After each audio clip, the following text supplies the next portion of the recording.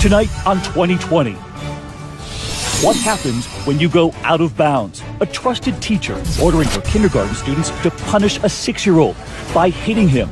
Everybody thinks I'm a bad person. Is she a monster? Cops caught breaking the law, gutting it up to 120 miles per hour. Put your hands out that window right now! And not in the line of duty. One of those guys who was going at 80 miles an hour to a donut shop. We catch them red-handed in the 2020 speed trap. Guys, this guy's going 70 at a 45 right now. And a high school senior who went from leading cheers to leading the news. Caitlin Hunt and her teen sex case. Sex scandal. Locked up, all because of a high school romance with another girl who was just 14. My daughter is in jail for having a high school girlfriend. I wonder if you feel that you've made a mistake here. Were they out of bounds? When we return. Here now, Elizabeth Vargas and David Muir. A lot of us remember our first serious romances in high school, or what we thought was serious at the time. But how many of us have actually ended up facing up to 30 years in prison because of them? In the last 24 hours, a big decision in a Florida courthouse in a controversial case that's gotten national headlines as a showdown between love and the law. A love between two girls. Here's Matt Gutman with the exclusive jailhouse interview. On Florida's treasured coast, Sebastian River High, home of the Sharks. Can't hide that shark pride, they say. But what was hidden in that teenage shark tank called high school? A sex scandal, felonious love. Caitlin Hunt and her teen sex case. Sex scandal. Lewd and lascivious battery of a child. Caitlin Hunt was a senior whose crush turned into a crime. Her love improbably landing her in lockup here at the Indian River County Jail. A criminal relationship never crossed my mind once. Hunt was an honor student, a choir girl. I wanna sing, I wanna shout, I wanna scream so loud. And the team you see tossed in the air by her fellow cheerleaders here was also voted most school spirit. Possessed of a big heart. It's cute, but it's a video. Right for love. We had lunch together. We just started hanging out a lot, like in school and talking. The cheerleader fell for the jock. At first, just stealing kisses, and then sex in the school bathroom. I would say we had a really close relationship. We told each other everything. Although Caitlin was 18 at the time, the person she had sex with was just 14. But it gets much more complicated because this is not a classic Romeo and Juliet story. It's a Juliet and Juliet story. The person 18-year-old Caitlin Hunt says she loved and had sex with was a 14-year-old girl. The homosexuality aspect of it was involved. When you have somewhat of a spiritual community, lots of churches, and a lot of very conservative people, to be quite frank with you, when that type of liberal activity comes to a community, it's the talk of the town. She was real funny. She was like that person you could go to if you're having a bad day. She could cheer you up in like 5 minutes. She was just, all around, just a good girl. Caitlin's mother, Kelly, says she knew her daughter was in a same-sex relationship, but didn't realize the other girl was so young. And did you meet the girlfriend? Mm-hmm. Yep. What did you think of her? She was a sweetheart. I liked her. She was very sweet. Did it ever dawn on you that the difference in age might be a dangerous thing? I did not know the girl was 14. I had no idea she was a freshman. She looks older than my daughter. Something else she says she did not know, the younger girl ran away from home one night and had a sleepover with Caitlin in her home. Eventually, it was a coach who revealed the relationship to the younger girl's parents. The next day, they and their 14-year-old daughter were in the sheriff's office. Their feeling was that the relationship was unhealthy and inappropriate based upon the age of the parties. Crimes Against Children detective Jeremy Shepard set a trap using the younger girl as bait. Tell me how you decided to do this controlled phone call with the victim. That is a procedure that we often use in cases like this in order to attempt to get the victim to get a confession from the suspect for us. Like, you're my first person I ever had sex with, so I mean, that's an attachment, does that mean anything to you? Obviously, it means for me to me. This is where sweet love soured. In the state of Florida, even consensual sex between an 18-year-old and a 14-year-old is illegal. Caitlin was arrested. They had her in handcuffs in the driveway. Put into a police cruiser. What's going through your mind? I don't even know. It's just I was so shocked.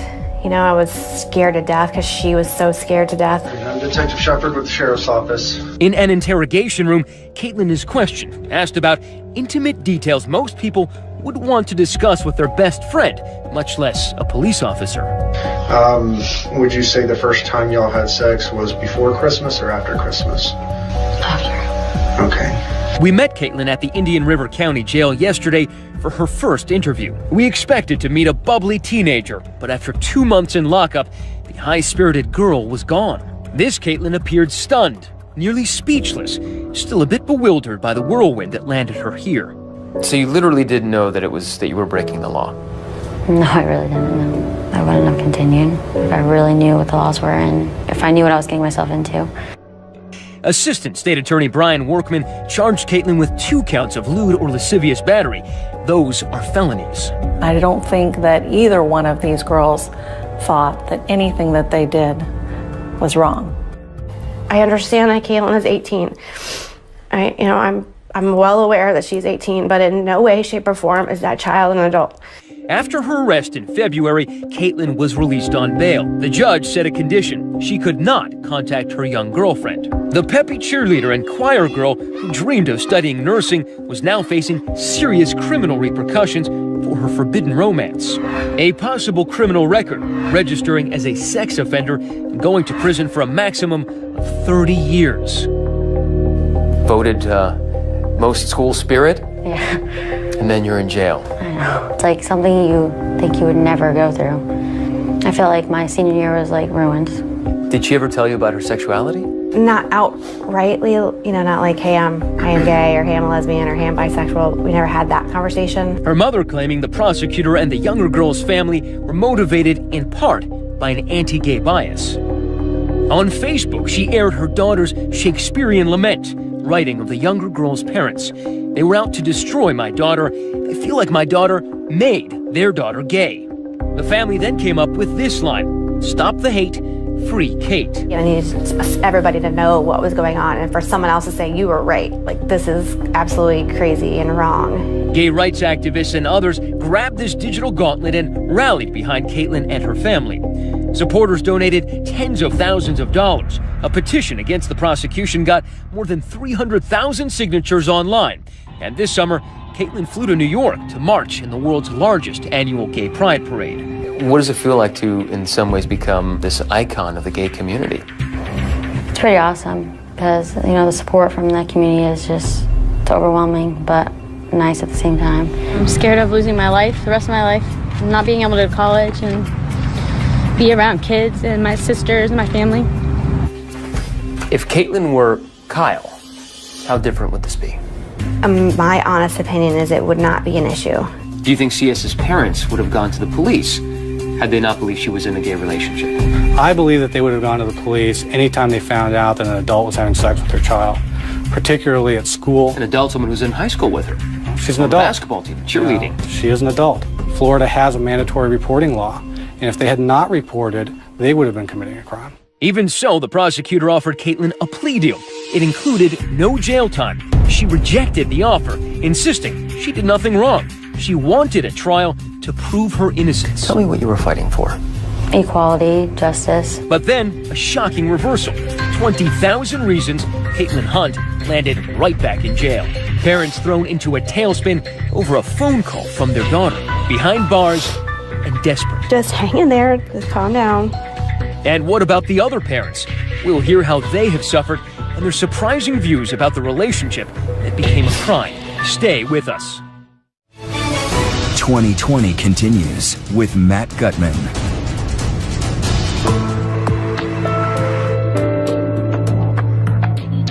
Free Kate became the nationwide rallying cry for Caitlin Hunt's army of supporters. There has been a massive campaign all week on her behalf. The peppy Florida high school senior had been arrested for having a sexual relationship with a 9th grader, a 14-year-old girl. Did you love her? Mm-hmm. Yeah, I loved her a lot. I was like my best friend too, Serious jail time because of her sexual relationship. Charged with having sex with a 14-year-old female classmate. She's not a predator. She's not a pedophile. She's this beautiful, smart, talented girl. Caitlin Hunt's family and supporters complained loudly that anti-gay bigotry was driving the prosecution, bias on the part of the state and the younger girl's parents. Those supposedly bigoted, biased parents, Jim and Lori Smith. She definitely took our daughter's innocence away in a way that should not have been done. When they were informed their daughter was involved with an 18-year-old, they say they don't even remember being told it was an 18-year-old girl. 18? My daughter's only 14. She's not allowed to date yet. I knew that my daughter wasn't emotionally mature enough for any 18-year-old. If Caitlin had been a Kyle, would it have made a difference to you? No, it wasn't the gender. Yeah. If it was Kyle, it still would have been wrong. For her part, Caitlin Hunt rejected plea offers that would have let her avoid jail. She and her family insisting that she was the victim because of her sexual preference. I just think it's so wrong. I just want to do everything I can, everything I can to beat it. And to win and get her, have her life back, our lives back. The Smiths say they want their lives back too. Lives they say have been threatened in menacing phone calls like this one. Your involvement in the prosecution of Caitlin Hunt means that I'm going to have to come and murder you. They've been accused of being anti-gay. But what if your daughter came to you and said, Mom, Dad, I'm gay? We've asked her that, and we've talked about it, and it's not really the issue for us. We've had the conversation, and I'm perfectly fine with who she is. She's our daughter. We're gonna love her no matter what. We're gonna love her till the day we die. They told me today that they would accept their daughter, whatever her sexuality might be. Do you think that's true? No, I do not. I think that's a lie. I've always thought it was a gay issue for them. And the time the young girl ran away wound up, as they would later discover, in the bedroom of Caitlin Hunt. The girl's parents say that was one of the worst days of their lives. Lori, of all the things that we've talked about, your daughter going missing seems to be the thing that is most painful to you. Why?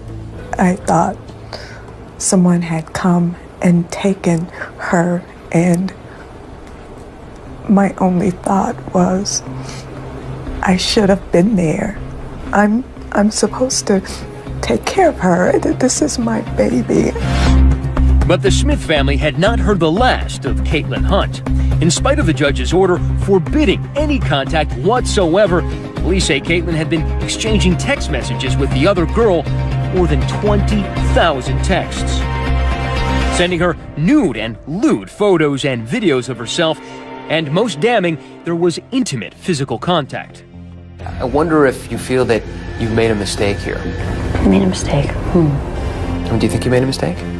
Did you do anything wrong? I don't know how to answer that question, honestly. Do I think I made a mistake by dating someone in high school that I went to school with and I played basketball with? No. I don't think I made a mistake. Do you think you made a mistake by sending her 20,000 text messages, including nude pictures of yourself? Yeah, I think that was a mistake. Why do you think that happened? I think it goes back to having, two teenagers who think or are in love. But you kept up the contact, even though you knew you shouldn't. Why? I needed closure. I felt like I had none when that first happened in February. I was like forced to stop talking and forced to stop dating, and I just got wrapped up. 20,000 text messages. Nude pictures. Videos. I think Caitlin Hunt forced our daughter to stay in this relationship when our daughter didn't want to be in this relationship. The judge ordered Hunt to wait out the rest of her time before trial in the county jail. The girl who dreamed of being a songbird, she now finds herself growing older as a jailbird. Her hard times obvious during our interview with her parents in September when Caitlin called from lockup. Okay, relax. Relax. Tell me what's going on. It's okay, calm down. I know, calm down, honey. Calm down. Kelly Hunt says Caitlin was upset fellow inmates were harassing her. The parents tried to put on a brave face for their daughter, but afterward, they can't hide their pain. I'm so sorry. I don't think anybody can imagine what you're going through. You can't. I mean, just can't really describe it. It's so horrible. She's just a little kid, you know? When you think of Caitlin Hunt, do you think of her as a kid, like your daughter, or do you think of her as an adult? I honestly think of her as a child. I think that if she was an adult and she thought like an adult, then this would not have happened. Do you think she loved you? It's hard to say now, after all this came out and stuff, but I believe she did before I got in trouble. Do you still love her now? I love her, as a person. I don't think I could ever, be with her again. Should it be legal for someone who is 18, regardless of sex, to be with someone who is 14? It's a tough question, and I don't know if there's a right answer. What I know is that 2 teenage girls in high school that consent to a relationship, they shouldn't be felons for it. I mean, I've never really got educated on dating laws or, the age differences and stuff like that. Would you raise your right hand, please? Do you swear or affirm the testimony you're about to give is the truth, the whole truth, and nothing but the truth? In the end, there would be no trial for Caitlin Hunt. Just yesterday, she agreed to a plea deal that will set her free in 2 months. She'll be home for Christmas, a gift for her heartsick family. Although there will be 2 long years of house arrest, followed by probation. As long as I'm home with my family, I get to see everybody every day, and then I think I'll be okay. The Smiths say their daughter is doing okay too, focusing on schoolwork and sports. A relationship between 2 girls called out of bounds. It cost them so much. One lost her innocence, the other her freedom. Both lost their love. So what do you think tonight? Was Caitlin out of bounds? Should she have known the law? Or was this simply high school love and parents who didn't like it? And if you thought that was out of bounds, wait till you see what's coming up next. Cops caught speeding in a 2020 speed trap. Stay with us.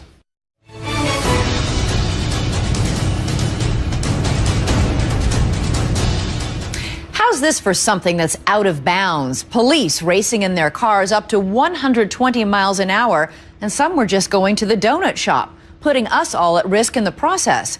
Once again, Matt Gutman with the 2020 speed trap. So this guy's going well over 80 right now. So there I was, humming down a highway in a Dodge Challenger, trying to chase down a speeding North Carolina state trooper. Right there. You guys, this guy's going 70 at a 45 right now. How'd I get here? Well, it all started when we first saw this video. It's a Florida state trooper in hot pursuit of a motorist, flying up I-95 at speeds of up to 120 miles per hour. But this is no ordinary speed demon. It's a Miami-Dade police officer. It is a Miami police. The cop ignores the trooper's lights and sirens and tears across lanes of traffic. Finally, 7 minutes later, he pulls over. Believing that only a criminal in a stolen car could drive so recklessly, the trooper approaches with gun drawn. Put your hands out that window right now! Put your hands out the window! What's the big need for speed? Turns out the cop was running late for his off-duty job as a security guard. And I had to get there by 7 o'clock, and I didn't think I was going to make it. And we discovered this guy isn't some kind of lone wolf. All around the country, families have learned the painful way that speeding cops can kill. To be clear, we're not talking about police responding to an emergency with lights and sirens on. And when cops just gun it, the results can be lethal. Take a look at this. It's 2:15 a.m. on this Connecticut road. The Milford Police Department car speeding in a 40-mile-per-hour zone. Suddenly, another cruiser rockets past at 94 miles per hour and rams into a passenger car.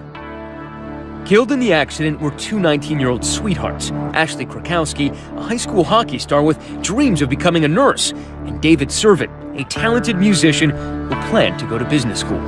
When we found out what exactly happened, it was unbelievable. Did it make it hurt worse once you learned that it was a police officer who hit them? I was disgusted that it was a police officer. You see them racing around all the time, and this time they didn't get away with it. So why do cops speed? Because they can. Justin Hobson is a former New Jersey state trooper who wrote a book on corruption in his agency called Breaking the Blue Wall. And when they're speeding, where are they going? Home? Lunch, meeting another police officer. It's a mentality of, hey, I have a badge and the ability to go as fast as I need to go. The problem's gotten so out of hand, some motorists are striking back, catching speeding cops in the act. Here, a caravan of hot rods and a joyride down a New Jersey highway hit speeds of over 100 miles per hour. A New Jersey state trooper suddenly appears. He's going to put a stop to this, right? Wrong. He shoots ahead of them to lead the way. Escorted by state police. That Pied Piper of sports cars was suspended. This angry motorcyclist with the helmet cam turns vigilante and takes off after a fast-moving police cruiser just to prove how fast he's going. Folks, don't try this at home. I'm going 20 miles an hour over the speed limit right now. But none of the highway video avengers can match Ron Carr of Raleigh, North Carolina.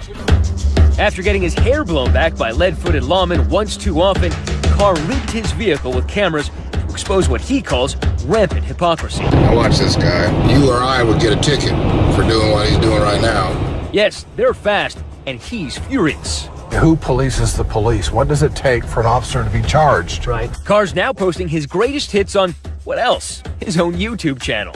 I figure the more videos that I have, then folks will realize that it is a common problem. But it's a problem that police departments seem reluctant to acknowledge.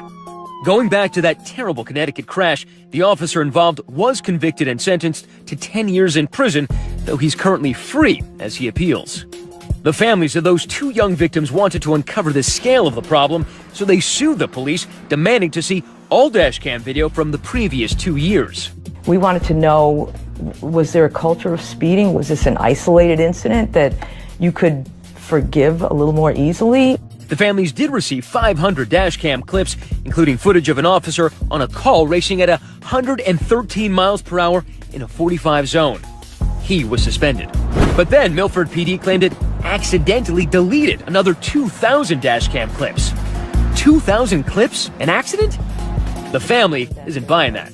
There appeared to be quite a culture of speeding to the extent that Milford finally destroyed the tapes. Former Trooper Hobson says it's almost unheard of for cops to crack down on each other over speeding. If you do so, you're deemed a stool pigeon, and there's ramifications for doing that. Get out of the vehicle! Want proof? Then turn back to that video of Florida Trooper Donna Watts. Remember, she pulled over a Miami police officer who was later fired from his department and is now trying to get his job back. But Watts says she was the one ultimately punished. After the incident, she started receiving threatening phone calls and spotting strange police vehicles in front of her home. She's now suing the cops who were snooping on her, claiming the harassment made her life hell, prompting her to leave road patrol, even her home. Ms. Watts feels betrayed for some members of the law enforcement community to turn against her. It has torn her apart. Next, we set up our own speed trap and a chopper in the sky, catching speeding cops lead-footed and red-handed. And we learned There he like is, being right called there. out for speeding any more than we do. Don't you think it's a little hypocritical that police officers go 85 miles an hour and they would clearly pull someone like me over? Stay with us. We continue with 2020's Out of Bounds. Once again, Matt Gutman. North Carolina, where tobacco is king and traffic laws reign with an iron fist. Go 15 miles an hour over the limit here, you will get your license suspended and you could land in jail. Police here are sworn to enforce these tough laws, but we wondered, do they actually obey them too? To find out, we decided to turn the tables on the cops with our own 2020 speed trap in Raleigh, North Carolina. We're going to be along this road. Our objective, not only to catch any speeding cops in the act, And to all be on walkie-talkies. but to follow them to their final destination. Our target location, a stretch of I-40 near downtown Raleigh, where the speed limit is 65 miles per hour. We deploy our surveillance team, starting with Ron Carr. Remember, he's the guy who's been documenting speeding cops in Raleigh for months now. His job is to alert us of any fast-moving squad car heading our way. White Dodge Charger, left lane. Actually, he's running hot. To accurately measure how fast any suspected speeding cops are traveling, 3, 2, 1, mark. we set up 2 checkpoints. 3, 2, 1, mark. The plan is if we confirm cops are speeding, we'll spring our trap, deploying my chase car to tail them wherever they're going.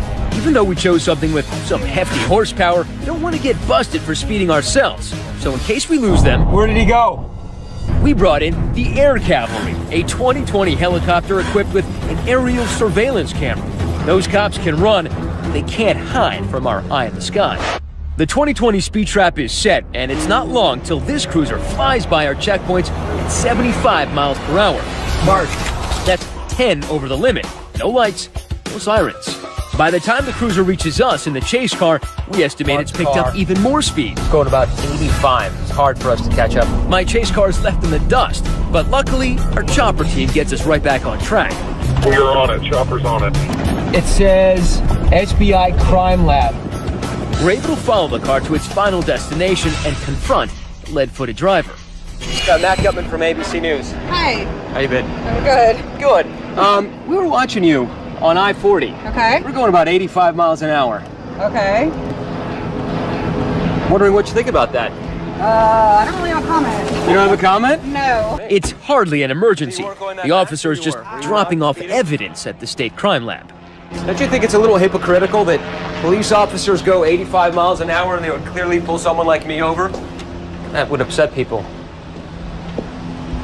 Isn't what you're supposed to do, to some extent, serve as an example of how people should drive? So stand by, this guy's moving. Astonishingly, the cops kept coming, zooming by us, smashing speed laws to take care of non-emergency business. He's cooking. Like the sheriff's deputy who hits 85 miles per hour, that's 20 over the limit.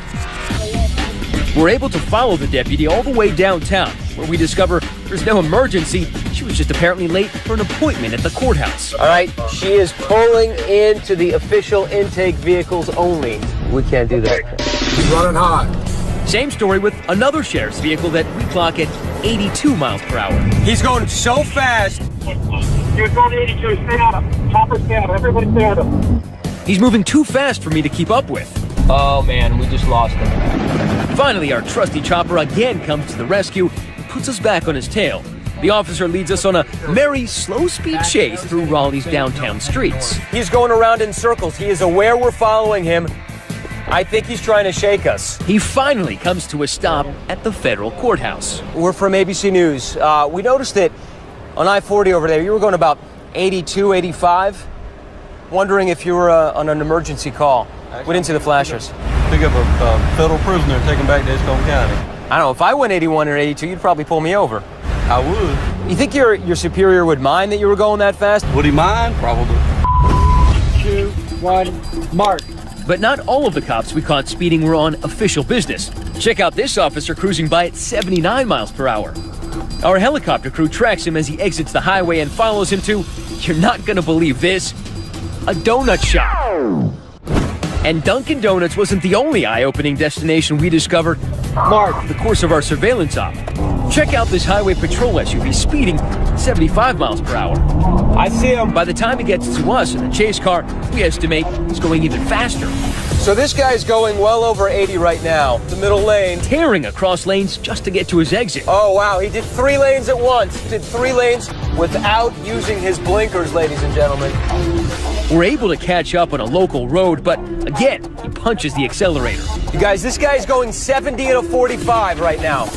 We finally find out where the trooper was headed in such an all-fire hurry. Incredibly, he was speeding just to get to the Highway Patrol Training Academy. This place even has its own driver's training course. So, we're doing a story about speeding cops, and we noticed you were going about 80 miles an hour on the highway, and then about 75 and a 45. We had a hard time keeping up with you. Yeah, I was trying to get over here this morning. The concern is that, police officers speeding, a lot of folks want to see you set an example, and if you're going about 15, 20 miles over the speed limit, there might be some concern. I understand what you're saying. If you're wondering what subject this officer teaches here, take a look at his shirt. Yup, that's right. He's a driving instructor. Gentlemen, how are you? Time to get some answers. We walk into the training academy with cameras rolling. Let me get you to step inside. Sure. But none of the supervisors on site are willing to talk. You're not even curious about what your guys are doing, the guys who are speeding to get here to work for you? Sir, I'm not even at liberty to discuss this with you. Later, after we've left North Carolina, a spokesman for the Highway Patrol tells us they've launched an investigation into what we found. We went ahead and started looking into this matter, and we're going to handle it accordingly. Do you find it outrageous that one of the people we found driving most recklessly seemed to be a driving instructor? That's not a good thing. It kind of paints the wrong type of message. We are dealing with that individual. But in Connecticut, what we found during our surveillance operation came as no surprise to the families of teenagers Ashley Krakowski and David Servin, who lost their lives because of a speeding cop. Today, they rest side by side. The tragedy has left their families deeply skeptical that cops will actually crack down on their own. And never in a million years will they do that. Never. Would you say that these speeding cops destroyed your family? Yes, they did ours. Ripped our hearts out. They did. And it could be anybody's kid, anybody's child. And it's the worst thing you could ever happen to you. And next year, the kindergarten teacher caught out of bounds when she had her kindergartners go after the bully. We'll be right back.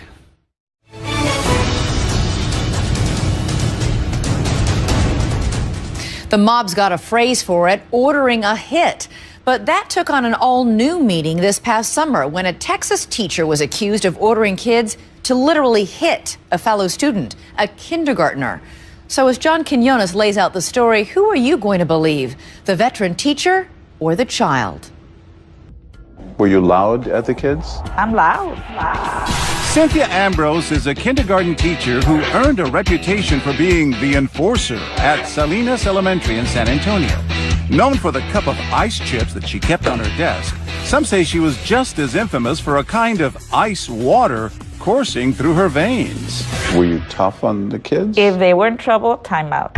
But now it's the teacher who's being given the timeout for the first time in her 11-year career for an incident that would not only cost her her job, but land her in a court of law.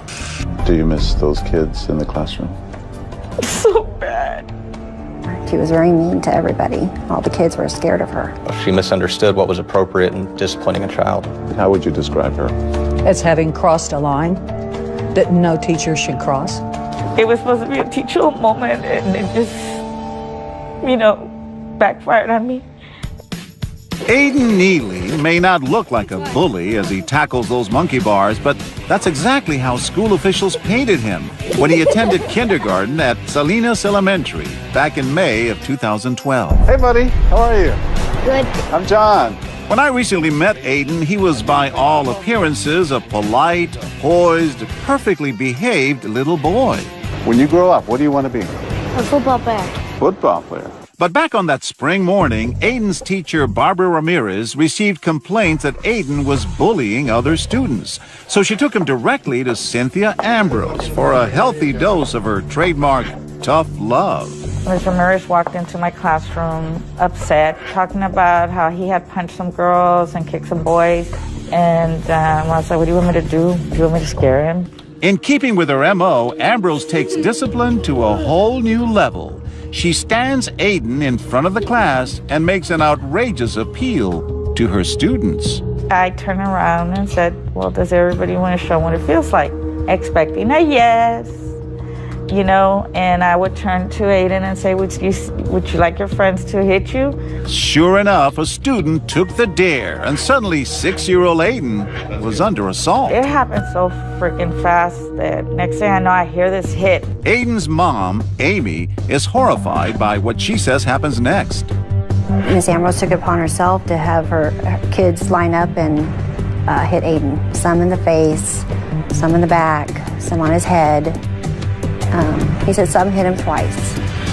Word spread, and Ambrose suddenly found herself in the principal's office. He had to call HR, and that's when I started crying, and because I knew I was done.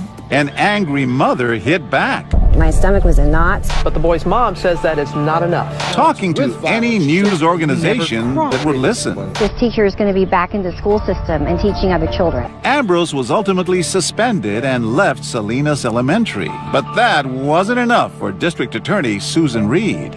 We have not had a case like this before.